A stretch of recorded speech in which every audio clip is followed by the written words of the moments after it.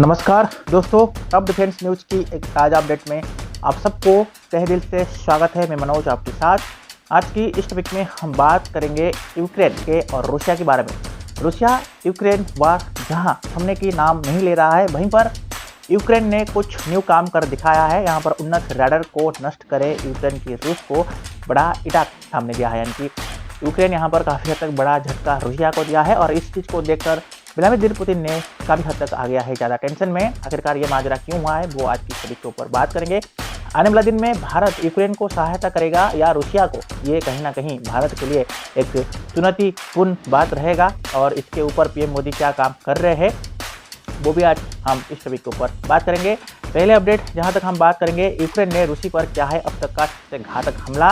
इसमें कहीं ना कहीं 34 ड्रोन को एक साथ में दागा है यूक्रेन।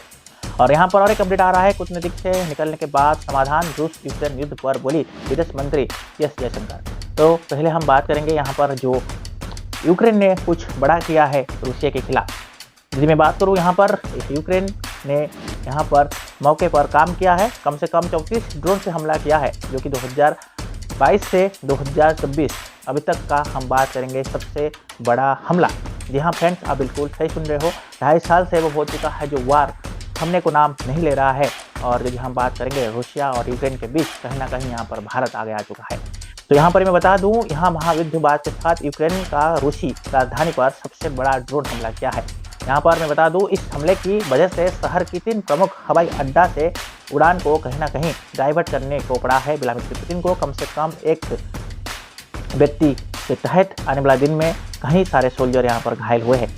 यूक्रेन ने रूस पर अब तक का सबसे बड़ा हमला कर दिया है। यूक्रेन ने यहाँ पर मौके पर दर्जन से एभव ड्रोन का हमला एट ए टाइम यहाँ पर रूसिया की राजधानी में किया है, जिसमें ये अपडेट सामने आ रहा है। जानकारी के मैं बता दूं, यहाँ पर इस टारगेट के तहत रैपिड के अनुसार एक यूक्रेन ने मौके पर काम करने के लिए यहाँ पर 34 ड्रोन से हमला किया है, जो कि 2022 में हुआ युद्ध के बाद यूक्रेन के रूसी राजधानी पर सबसे बड़ा ड्रोन हमला। इस हमले के वजह से शहर के 3 प्रमुख हवाई अड्डा का उड़ान को कहीं ना कहीं डाइवर्ट कर दिया है रूस। रक्षा मंत्रालय की तरफ से यह बताया गया कि रूसी वायुसेना ने यहाँ पर रविवार को 3 घंटे पश्चिम रूस के अन्य क्षेत्र में 36 ड्रोन नष्ट कर दिया था। इस मंत्रालय की तरफ से यह अपडेट आ रहा है। रूसी संघ के क्षेत्र में हवाई जहाज का प्रकार ड्रोन का इस्तेमाल करके एक आतंकवादी हमले की अंजाम देने की स्वीकार भी की थी। कोशिश को नाकाम कर दिया गया था, बट रूसी टेलीग्राम चलाने पर पोस्ट भी अपडेट किया है। बट यहाँ पर यूक्रेन पीछे हटने वाला से नहीं है। यहाँ पर यूक्रेन को सही मायने में अमेरिका सहायता का हाथ बढ़ा रहा है। हमले के कारण कई चीज़ें हो सकता है।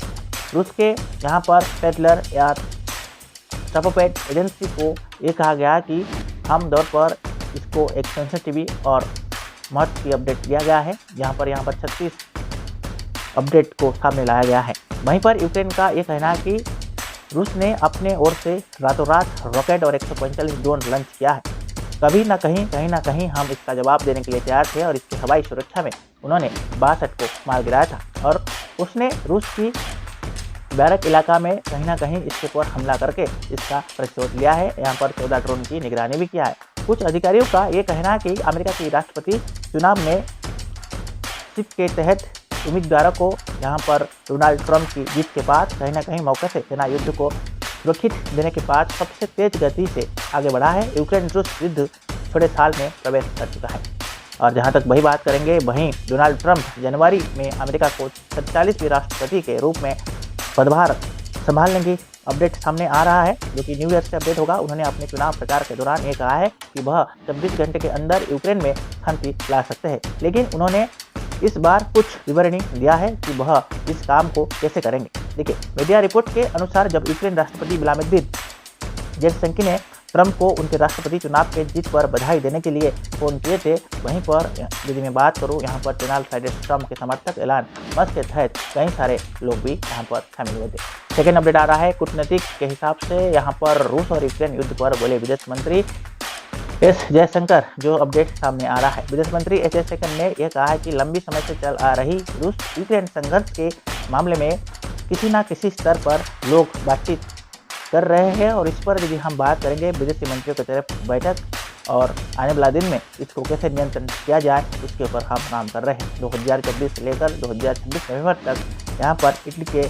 अधिकारियों की यात्रा पर पहुंचा और यहाँ पर उन्होंने इसके ऊपर बात की है। जयशंकर ने यहाँ पर इटलवी अखबार और कोरियर डेल सेरा को दिए एक इंस्टीट्यूट के तहत इसके ऊपर काम किए हैं और आने वाला दिन में कहीं ना कहीं कोशिश ये किया जाएगा कि रूसिया और यूक्रेन की वार को कैसे बंद किया जाए। वहीं पर डोनाल्ड ट्रंप जब जनवरी में अमेरिका की राष्ट्रपति का भार संभालेंगे तब कहीं ना कहीं इस चीज़ के ऊपर और भी ज़्यादा काम हो पाएगा।